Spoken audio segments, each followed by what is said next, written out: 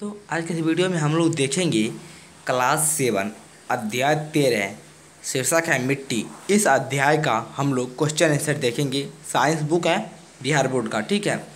तो इस अध्याय का क्वेश्चन आंसर देखेंगे। उससे पहले अगर आप लोगों ने अभी तक चैनल को सब्सक्राइब नहीं किए हैं तो चैनल को सब्सक्राइब कर लीजिएगा और इस वीडियो को लाइक कर दीजिएगा। चलिए देखते हैं। तो देखिए क्वेश्चन यहाँ पर है मेरा, सबसे उपयुक्त उत्तर को चिन्हित कीजिए। क्वेश्चन नंबर 1 में है मेरा, जल धारण क्षमता सबसे अधिक होती है, मतलब जल धारण क्षमता सबसे अधिक कौन सी मिट्टी में होती है। यहाँ पर ऑप्शन देखिए, क में है मेरा दोमट मिट्टी, उसके बाद है चिकनी मिट्टी, उसके बाद है बालुई मिट्टी। तो जल धारण क्षमता जो होगी बच्चों वह सबसे ज़्यादा होगी चिकनी मिट्टी में, ठीक है। ख सही हो जाएगा। अगला क्वेश्चन देखिए आप लोग। अगला क्वेश्चन है, धान की फसल के लिए उपयुक्त मिट्टी है। ऑप्शन आप लोग देखिए, यहाँ पर ऑप्शन आपके सामने है। ऑप्शन नंबर 1 है बालुई मिट्टी, 2 में देखिए केवल दोमट मिट्टी, चिकनी और दोमट, उसके बाद है केवल चिकनी मिट्टी। तो यहाँ पर सही उत्तर हो जाएगा ग नंबर, चिकनी और दोमट मिट्टी। दोमट मिट्टी ज़्यादा उपयोगी होता है, ठीक है, और चिकनी दोमट यहाँ पर दोनों सही हो जाएंगे। तो अब देखिए अगला क्वेश्चन आपके सामने है। क्वेश्चन नंबर 3, किस प्रकार की मिट्टी में अंतःस्रवण दर सबसे अधिक होती है।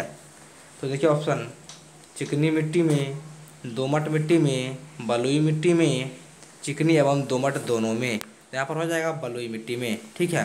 बलुई मिट्टी में अंतःस्रवण दर जो होता है वह बहुत ही अधिक होता है। अगला क्वेश्चन मेरा है, देखिए आगे का क्वेश्चन मेरा क्या कह रहा है। क्वेश्चन नंबर 2, मिट्टी का निर्माण किस प्रकार होता है समझाएं। तो चलिए इसका उत्तर देखते हैं हम लोग। तो देखिए इसका आपको लिखना होगा, जब तेज धूप चट्टान पर पड़ती है तो गर्म हो जाती है। जब तेज धूप चट्टान पर पड़ता है तो चट्टान गर्म हो जाता है और दरारें पड़ जाती हैं। ठंडा या वर्षा होने पर चट्टान टूटने लगती है। पवन, जल और जलवायु की क्रिया से चट्टान के टूटने पर मिट्टी का निर्माण होता है। यह प्रक्रिया अपक्षय कहलाती है। मिट्टी बनने में समय अधिक लगता है।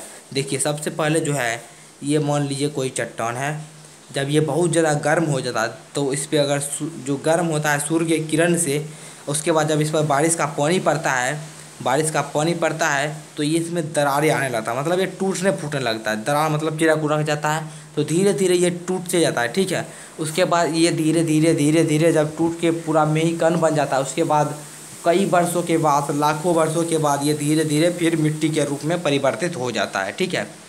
तो ऐसे अध्याय में भी था, वहाँ से भी आप चाहें तो लिख सकते हैं। यहाँ पर आप लोग देख ही सकते हैं, यहाँ पर आपका शीर्षक भी करके दिया गया है मिट्टी का निर्माण। तो यहाँ से लेकर आप लोग यहाँ तक पढ़ लीजिएगा, ठीक है, तो आपको मिल जाएगा, ठीक है। तो मैं उत्तर बता चुका हूँ, तो आप वहाँ से लिख सकते हैं। चलिए हम लोग आगे का देखते हैं।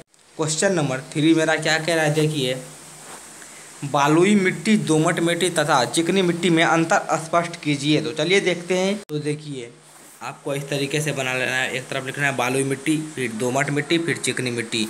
इसके ऊपर आप लिख दीजिएगा बालुई मिट्टी, चिकनी मिट्टी तथा दोमट मिट्टी, ठीक है, में निम्नलिखित अंतर हैं। बालुई मिट्टी, दोमट मिट्टी, चिकनी मिट्टी में निम्नलिखित अंतर हैं। उसके बाद इस तरीके से कॉलम बना लेना है। उसके बाद लिखिएगा 1 नंबर देके, मिट्टी में, बालुई मिट्टी की तरफ मिट्टी में बड़े कणों का अनुपात अधिक होता है। दोमट में बड़े और छोटे कणों का अनुपात लगभग बराबर होता है। चिकनी मिट्टी में सूक्ष्म कणों का अनुपात अधिक होता है, ठीक है। अगला देखिए 2 नंबर लिख करके लिखिएगा, बालुई मिट्टी के कण के बीच हवा अधिक रहती है, जल निकासी ज़्यादा करता है, यह शुष्क होता है, जलधारा क्षमता कम होती है। उसके बाद इसमें लिखिएगा दोमट मिट्टी में 2 नंबर, इसके कण के बीच हवा चिकनी मिट्टी से अधिक, बालुई मिट्टी से ज़्यादा होता है, पानी धारण क्षमता बालुई मिट्टी से ज़्यादा होता है, ठीक है। और इसके बाद चिकनी मिट्टी में लिखिएगा, कणों के बीच हवा पानी धारण करने की क्षमता ज़्यादा होती है। उसके बाद देखिए अगर आपका मन है और लिखने के लिए तो आप लिख सकते हैं, बालुई मिट्टी से बर्तन मूर्ति निर्मित होते हैं, मतलब निर्माण किए जाते हैं। और नहीं, सॉरी, बालुई मिट्टी से मूर्ति नहीं बनाई जाती है। ठीक है, बालुई मिट्टी तो मतलब कि उसका मिल ही नहीं पाएगा, उतना था भकड़ जाएगा, सूखेगा तो। ठीक है, अगला देखिए 3 नंबर, इसमें लिखिएगा इससे अधिक मूर्ति और बर्तन नहीं जा सकती है, मतलब मूर्ति बर्तन नहीं बनाया जा सकता है। और 3 नंबर चिकनी मिट्टी मूर्ति और बर्तन बनाने के लिए उपयुक्त मिट्टी है। अगला लिखिएगा 4 नंबर दलहन आलू की खेती के लिए उपयुक्त है। उसके बाद इधर लिखिएगा फसल गेहूँ मक्का चना धान दलहन आलू की खेती। उसके बाद चिकनी में लिखिएगा गेहूँ मक्का चना धान की खेती। देखिए ये है आपका बालुई। ठीक है, बालुई, और ये क्या था दोमट, दो लिख दे रहा हूँ, और ये था आपका चिकनी मिट्टी, ध्यान दीजिएगा। अगला है 5 नंबर ह्यूमस नहीं होता है। इसमें लिखिएगा दोमट में ह्यूमस सबसे अधिक होता है। उसके बाद ह्यूमस दोमट से कम होता है। ठीक है, उसके बाद 6 नंबर अंतःस्रवण दर सबसे अधिक बालुई से कम। ये बालुई है, इसमें सबसे ज़्यादा होता है, ऊपर की तरफ होता है सबसे ज़्यादा, इसमें बालुई से कम होता है। ठीक है, और उसके बाद दोमट से कम होता है, इसमें कम होता है। ठीक है, चलिए तो अब हम लोग आगे बढ़ते हैं। अब देखिए क्वेश्चन नंबर 4 यहाँ पर मेरा क्या कह रहा है, कह रहा है कि अंतःस्रवण दर से आप क्या समझते हैं। तो चलिए देखते हैं। तो देखिए इसका उत्तर आपको लिखना होगा अंतःस्रवण